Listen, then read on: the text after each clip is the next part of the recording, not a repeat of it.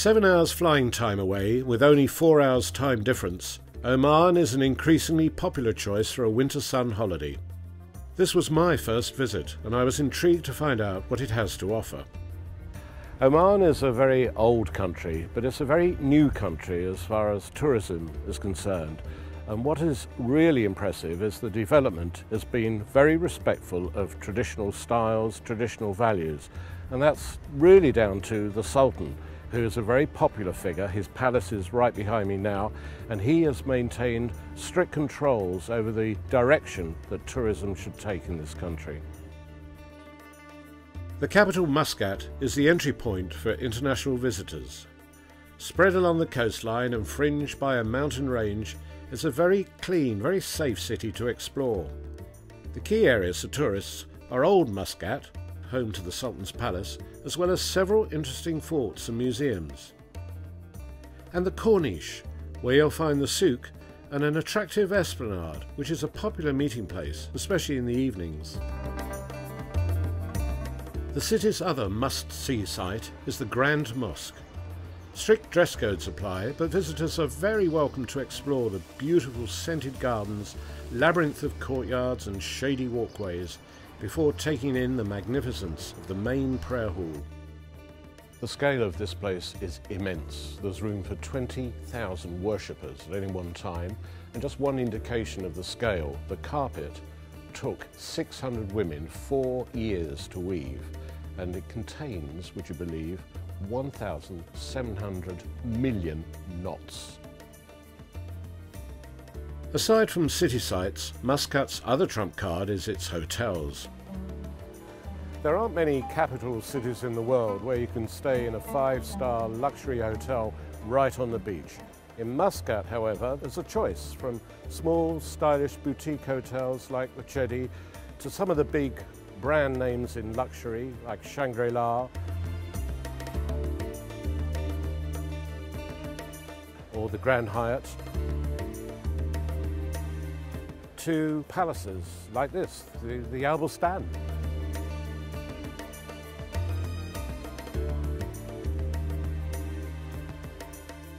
The standards across all hotels are generally high.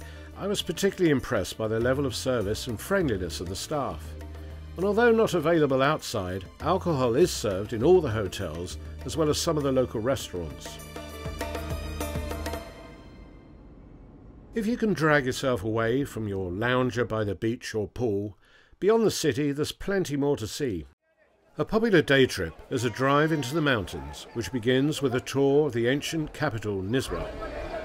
Get there early on a Friday, and like me, you'll get the chance to witness the extraordinary spectacle of the local cattle market. We've driven about an hour, but we've actually travelled maybe, 2,000 years. It's an auction. The guys are parading the cattle and goats around this circle. There are various kind of people bidding. It seems total chaos, but I'm sure everybody here knows exactly what's going on. That one, how much is that one? The one, 131. 131, right. And this one, he's... 140. Right, oh, he's got a bit wild, that one. Still in Nizwa, take time also to wander around the souk and explore the impressive fort, which dominates the town and offers fantastic views of the surrounding area. Heading up into the mountains, the drive through these spectacular ranges is punctuated with visits to remote mountain villages, perched impossibly on the steep slopes. Again, life here has been unchanged for centuries, with ingenious methods of capturing precious water supplies and irrigating lush pockets of fruit and flower cultivation.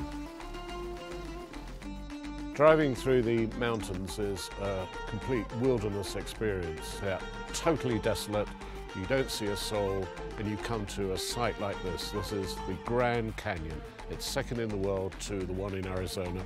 It's absolutely immense and drops straight down below me. Rather scary, in fact. For extended stays in the mountains, maybe to do some trekking or climbing, There's a couple of hotel options in Niswa. The Golden Tulip, for example, just outside the town, is in a great setting in the foothills of the peaks. Rock dominates the Oman interior and provides some wonderful natural attractions. Heading south of Muscat, there's the extraordinary Bemis Sinkhole, a popular spot for a refreshing swim. And all over Oman you'll find wadis. They're rivers that cut through these great chasms of rock, cliffs on either side. You can come on a hot day and splash around in these beautiful pools, and some of them you can actually drive along in the four-wheel drive vehicles known as wadi bashing. From wadi bashing to dune bashing. For yet more contrast, a 2 to 3 hour drive south of Muscat takes you to the Wahiba Desert. You can see nothing but sand every which way you look. There is rolling mountains of sand dune. It's an unbelievable landscape. My God, I think we're going over a sheer cliff here. A sheer cliff. Wow! Excellent.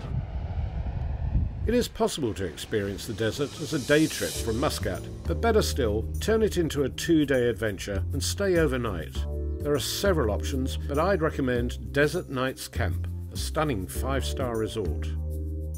If you stay a night in the desert, as well as all the activities you can do, the dune bashing, the quad biking, camel riding and so on, you can just take time to soak up the atmosphere of the desert, which is a remarkable, magical, very romantic place to be at night. Well, we've seen a bit of everything this week. We've gone on desert adventures, we've seen forts, we've seen beaches, we've seen absolutely breathtaking mountain scenery, and we've seen some rather wonderful hotels too. You could come to Oman and spend a week or two on a sun lounger by the pool. Or you can get out and explore, meet the locals and have some really memorable experiences. My advice, combine the best of both.